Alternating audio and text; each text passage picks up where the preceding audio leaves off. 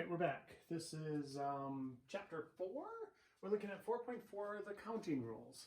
So we want you to be able to find the number of outcomes in a sequence, be able to work with factorial notation, be able to use permutations, that's where order matters, and combinations, that's where order doesn't matter. So let's take a look, shall we? Okay, so we like to write out like a sample space. A sample space, remember, is a list of all possible outcomes. So let's do that. An example, let's look at flipping a coin and then rolling a die. So I flip a coin and then I roll a die. And what is the probability that if we flip a coin and roll a die, we get heads and a 6? So let's figure that out, shall we? So we'll do a tree diagram.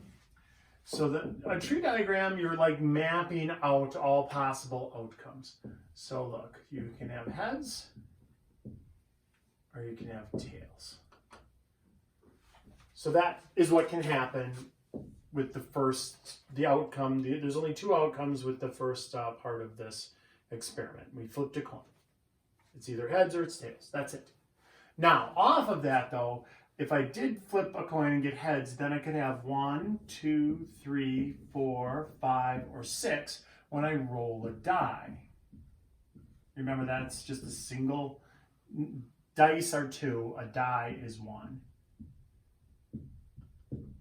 And so now at the end of this branch, if you will, we're mapping each outcome. So this would be heads 1, heads 2, heads 3, heads 4, heads 5, and heads 6. 1, 2, 3, 4, 5, 6. We could have gotten tails, and then a 1, a 2, a 3, a 4, a 5, or a 6. And then at the end of each one of these branches, it would look like that. And so if you want the sample space, that's a list of all possible outcomes. So heads 1, heads 2, heads 3, heads 4, heads 5, heads 6. I'm going to continue down here. Tails 1, tails 2, tails 3, tails 4, tails 5, tails 6. So I didn't have enough room on the board there to write it out all in one shot. All right. So let's see, that's a total of 12 possible outcomes. Think about that. There were 2 possibilities when you flip a coin and 6 possibilities when you roll a die. So 2 times 6 is 12. That's the basic counting rule that you can multiply to find out how many total outcomes are possible. So let's answer that question. What is the probability if we flip a coin and roll a die that we get heads and a 6? So that happened, heads and a 6 happened 1 time out of 12 possible outcomes. So the probability of heads and 6 is 1/12. Okay. All right, let's look at another example. A license plate consists of 3 letters and 3 numbers. You may have noticed we just switched to 3 letters and 3 numbers. 3 letters and 3 numbers. I think it's 3 letters and 3 numbers. Let's see how many. We used to have 2, I think 2 letters and 2 numbers. Or did we go to 4? I don't know. I'm not sure. Anyway, letters can be repeated. So 26 times 26. There's 26 letters in the alphabet. So in the first spot, we could have A through Z, second spot A through Z, third spot A through Z. And then times numbers. There's 10 digits. Remember, 0 counts. So 0, 1, 2, 3, 4, 5, 6, 7, 8, and 9. That's actually 10 possible things that could go there. So you could have a license plate that says AAA000, and that would be your license plate. That sounds like a kind of cool license plate. Now, every time you think of a swear word, you lose 1,000 plates. You don't just lose that one. So let's say nobody wanted D-U-M, dumb. It's spelled wrong, it would be D-U-M-B, but nobody wants D-U-M, so dumb. Dum 000 is out. Dum 001 is out. Dum 002 is out. So every time you find an objectionable three-letter word, you lose 1,000 plates. So it's going to be less than this count. So 26 times 26 times 26 times 10 times 10 times 10. That gives us 17,576,000 possible combinations of different license plates. But that doesn't mean that we get all of those. We'd have to get rid of anytime you find something. And there's a lot if you think about it. I mean, don't waste your time thinking about it, but there's a lot of license plates that you can't have.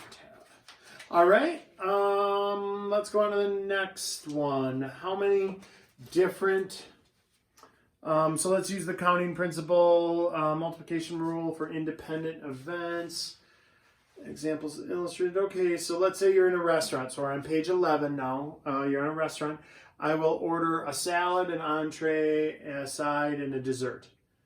And so with salads, they have house or Caesar. With entrees, they have chicken, beef, or vegetarian. For sides, they've got potatoes, vegetables, or pasta.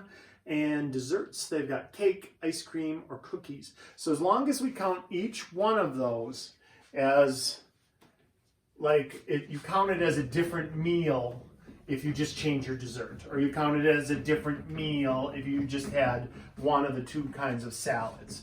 So let's look at every possible meal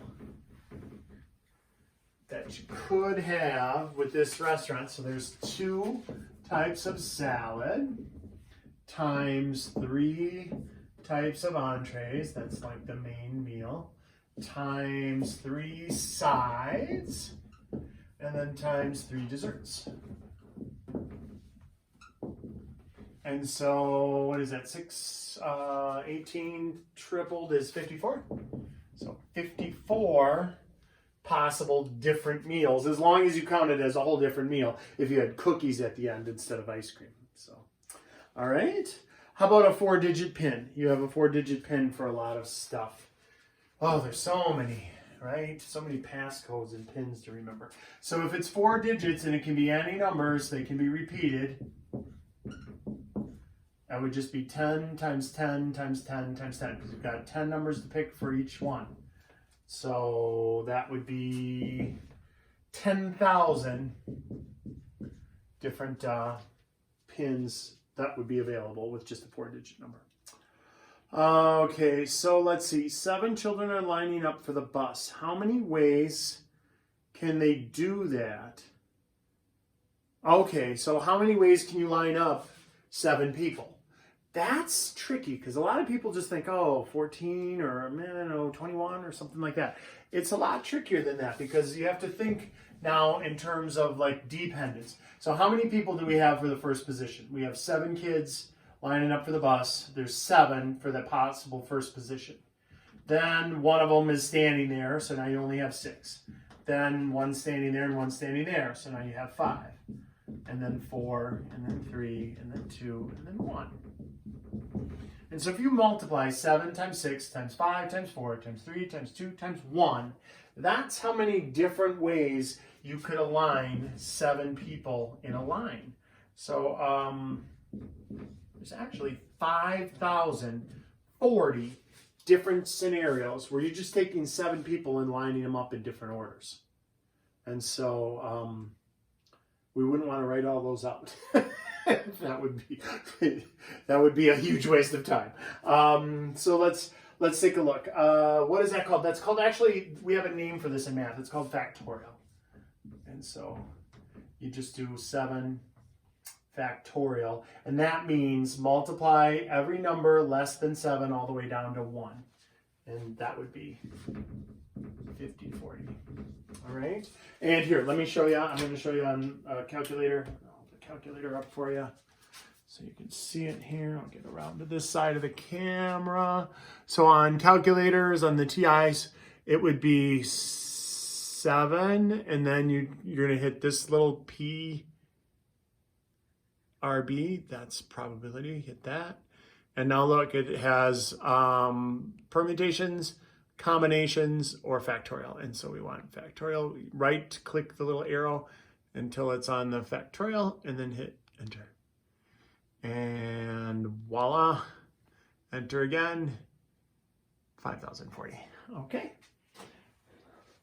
So if you have a different calculator, it's likely it has a probability function if it's scientific. All right. You definitely, if you have a graphing calculator, definitely have that on there. It's under math, and then you got to go all the way to probability. And it's far right. We're clicking it. All right. Or if you don't have that or you can't find it, you can just do 7 times 6 times 5 times 4 times 3 times 2 times 1. All right. So 3 factorial, 3 times 2 times 1, 6 factorial, 6 times 5 times 4 times 3 times 2 times 1. Uh-oh, I just found a mistake in the... There's supposed to be a 6 there. Oh, no. I found a mistake in the notes. Fix that in the notes. 6 factorial is supposed to be 6 times 5 times 4 times 3 times 2 times 1. All right. 0 factorial is 1. That does become important. All right. So let's take a look. Permutations are where order matters. So if order matters, if I say you've got 20 DVDs or Blu-rays, you've got 20 Blu-rays in your collection, and I tell you I want to know your most favorite movie, number 1, and then I want to know your second most favorite movie, number 2, and then I want to know your third most favorite movie, number 3. Order matters. Okay, if I say, oh, we're going on a trip and we got a Blu-ray player in the car, just pick 3 out of your 20. I don't care which 3. Now order doesn't matter, so that would be a combination. If I just say pick any 3, it doesn't matter which one you pick, first, second, or third. You're taking them along on the trip. It's a combination. If I say tell me what your first favorite, second favorite, and third favorite is, it's a permutation. Same deal if we think in real terms. If I say you're going to pick a 5-person committee, then it doesn't matter if you pick first, second, third, fourth, or fifth. You still have to go to the meetings and do all the committee stuff. If I say, oh, no, we're going to vote today and we're going to have a president, a vice president, a treasurer, a secretary, and a travel person. That's 5 positions, but those are different positions. So it's different if you're the president or if you're the travel person. All right. Okay, so let's take a look. Order matters with permutations. So suppose you have 7 children and want to appoint 2 children as a lunch monitor and a hall monitor. So it's different. Those are different positions. We're not just picking two children that they get to go roam the halls. One is the hall monitor and one is the lunch monitor. So order does matter. If you're picked first, you're the hall monitor, and if you're or the lunch monitor. If you pick second, you're the hall monitor. So how many do we have to pick from for the first position? We have 7 students to pick from, and then one of them is gone, so you can't be both. So it's 6 for the second. There are 42 ways to pick a hall monitor and a lunch monitor out of 7 children. Now, if you want to do it with your calculator, I'll show you how to do that. That's a permutation of 7 items taken 2 at a time. That's how that's read. Permutation, 7 items taken 2 at a time. And so what that looks like is this. It's got 7 factorial on the top. And then on the bottom, it's got 7 minus 2 factorial. And so if you look at what happens there, that's 7 times 6 times 5 times 4 times 3 times 2 times 1. And this is 5 times 4 times 3 times 2 times 1. And we're right back to 42. If you want to use your calculator to do it, permutation, order matters. We would put the 7 first, then hit probability, and then NPR is the first one. We'll just click it, and then taken 2 at a time. 7 items taken 2 at a time, and then enter. And there's our 42. So you can definitely use your calculator to do it. Way back in the olden days, in the first undergrad stats course I took, we had to show what could do it by hand like this all the time. And on Excel, there's a feature on Excel for that too. I'll have to find that for you. Suppose a television show only has time for 3 stories, a lead, a second, and a closing. So out of the stories, those now we've differentiated. It isn't just these 3 stories. It's the order matters. Which one is first, which one is second, and which one is last. So if there are 8 possible stories to choose from, how many ways could we set up that program? It's again, these are kind of surprising to a lot of people, because now think about that. That would be 8 factorial over 8 minus 3 factorial. So that would be 8 times 7 times 6 times 5 factorial over 5 factorial. And then those would cancel. So 8 times 7 times 6, that's actually 336 ways that that can occur. All right, 336 ways. And if you wanted to think of it that way, you could think of it differently without using permutations. You could just use logic sort of and say, how many stories do we have for the lead to choose from? Well, there's 8. And now you used one of those, so how many for the second? 7, and then how many for the last? 6. And so that's exactly the same thing. All right. Health inspector must go from restaurant to restaurant for inspections. If he needs to inspect 10 restaurants, but only has time to go to 5 on the first day, how many ways can he arrange his day? So again, order matters. Which one you're going to first, second, third, fourth, or fifth. The order matters in this case. So that is a permutation, or you could let's just use logic in this one. We have 10 restaurants to choose from for the first, and then 9, and then 8, and then 7, and then 6. And that's it. So 10 times 9 times 8 times 7 times 6. And so that is actually 30,240 different ways you could set up your day by going to 5 restaurants out of 10. All right. If a researcher has a pool of 20 students and has 5 different tests to give, how many ways can the researcher select 5 students and assign each to a different test? Okay, so again, order matters. On this first one, if you're picked first, you're taking the first test. If you're picked second, you're taking the second test. If you're picked third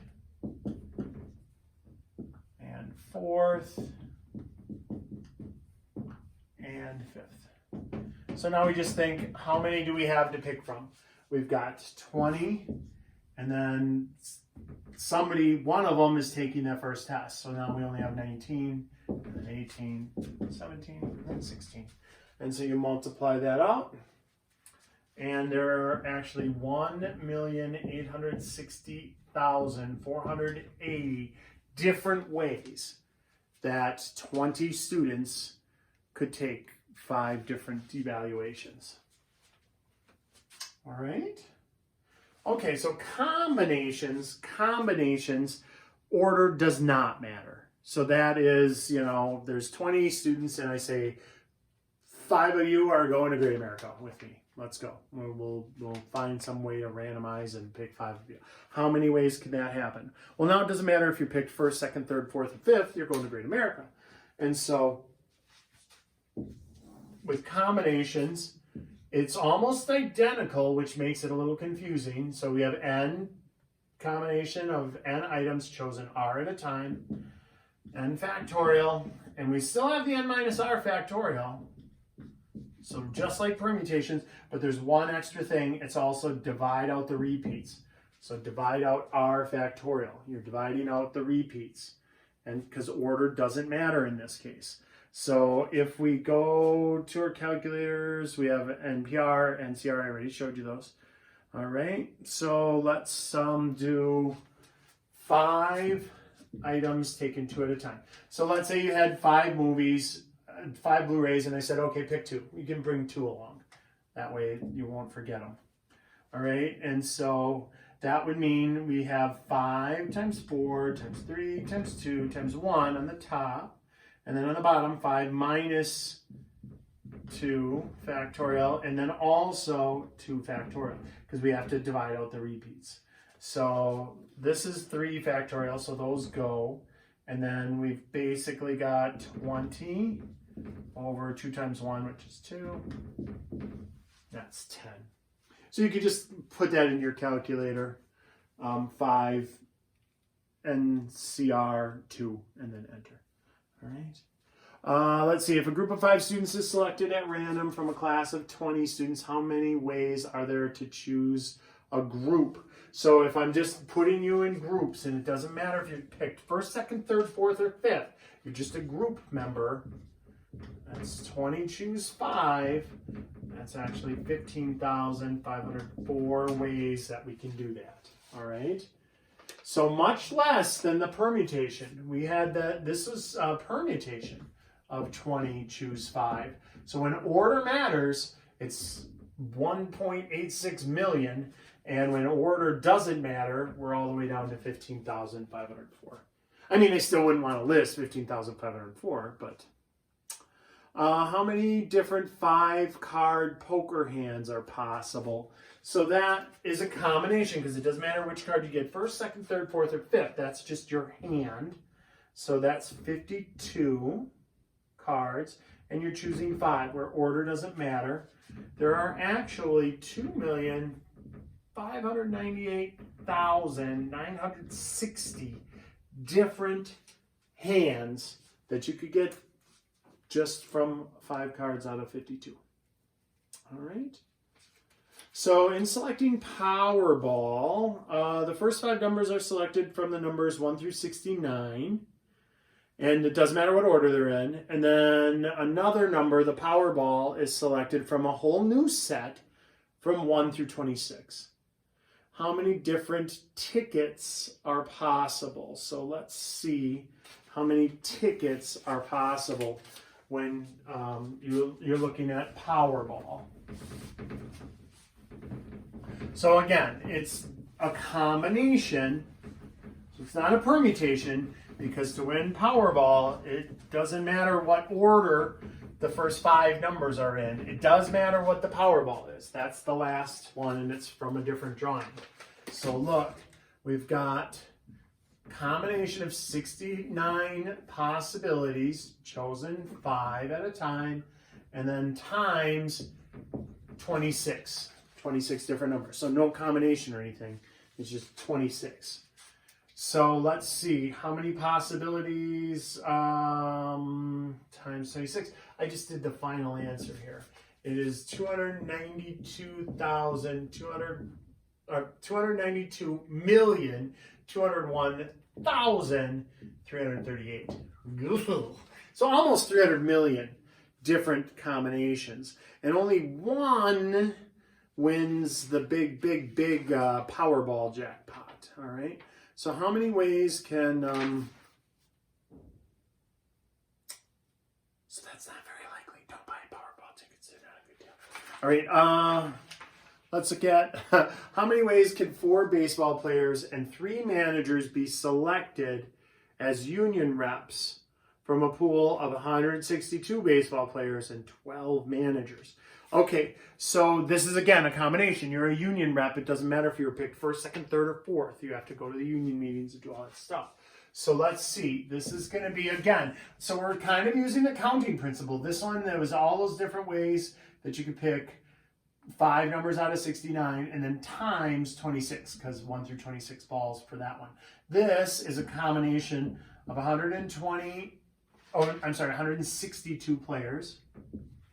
And you're picking 4, choose 4, order doesn't matter, so it's combination, times 12 managers and pick 3.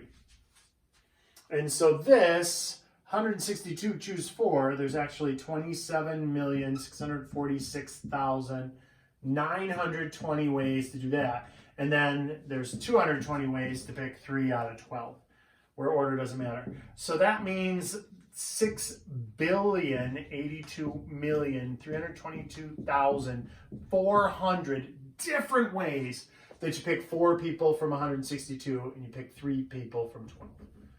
That's a lot. 6 billion. Ooh. So if somebody said, oh, I looked at every possible combination and this was the best, they're lying if this was the case, because there's no way they looked at 6 billion different possibilities. All right? And now I have this little blurb on 4.5. I know it's not assigned, but it's where it gets interesting. So let's take a look at these, okay? In this section, we are merely just going to recognize the techniques obtained in 4.4, but apply them to probabilities. So find the probability of winning the grand prize in Powerball. So that's super easy, because this is all the possible ways. And when we want probability, so probability of winning, there's only one number that wins. The 5, it's a 6-digit number, but the last digit is made up from 1 through 26, and the first 5 are made up from 1 through 69. And so it's just one ticket out of 292,206 or 201,338. Not a very likely, very, very likely you won't win, but not very likely you will win the big grand jackpot. All right, but now let's take a look. Find the probability of winning $1 million in the Powerball lottery. That's if you match the first 5 numbers, but not the Powerball. You win $1 million. So let's think about how that plays out. So that means there's actually so there's 26 numbers extra, right? So there, if you have the one Powerball, you won the big jackpot. So that means there's 25 other numbers that don't have the winning number on the last in the Powerball. So think about it. There's 26 numbers total. 1 wins, 25 lose. We're actually looking at the lose on the Powerball. But then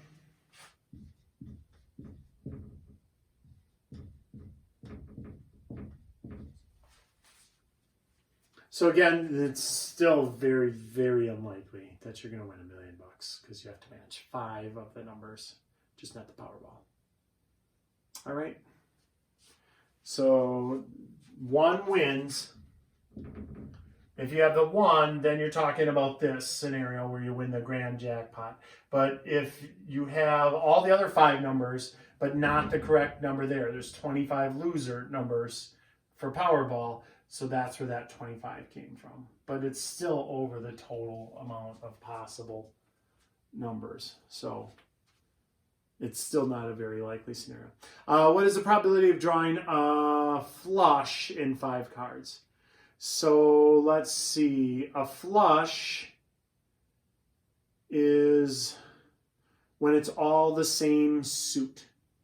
So we've got, let's think about that.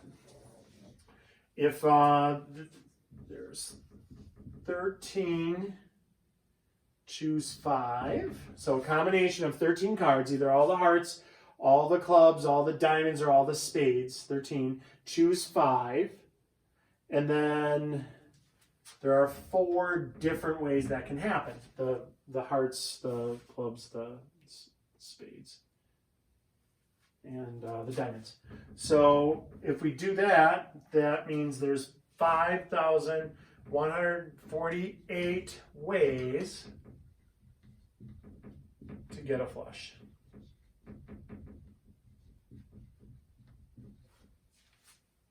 All right, but then we have to put it over. Remember, we did the 5-handed cards on the page before.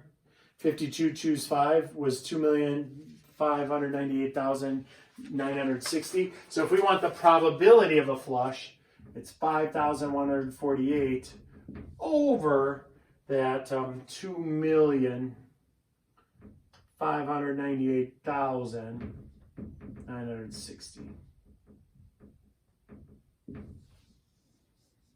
All right. And let's see. the last one, what is the probability of drawing a straight in 5 cards? So when you're talking about cards, a straight is when you have cards in a row, like 3, 4, 5, 6, 7, 8. That's a straight. And so 10, king, queen, or 10, jack, 10, jack, queen, king, ace. So that's saying ace high. So 1, 2, 3, 4, 5 in a row. So that is the largest one that you can have, a 10 through ace in a straight. So that means cards that are numerically in a row. So that means for the first card, we can't pick this one.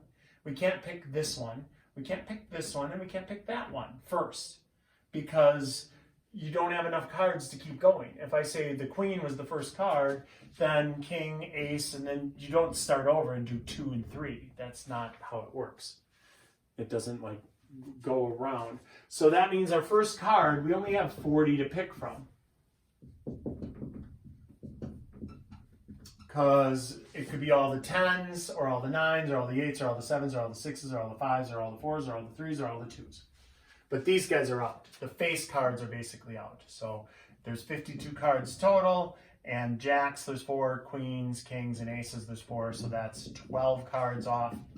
So that's where this 40 comes from. After that, it's in a row. There's only 4 cards that follow whatever one of these. If it's 3, then there's only 4 cards that are 4s.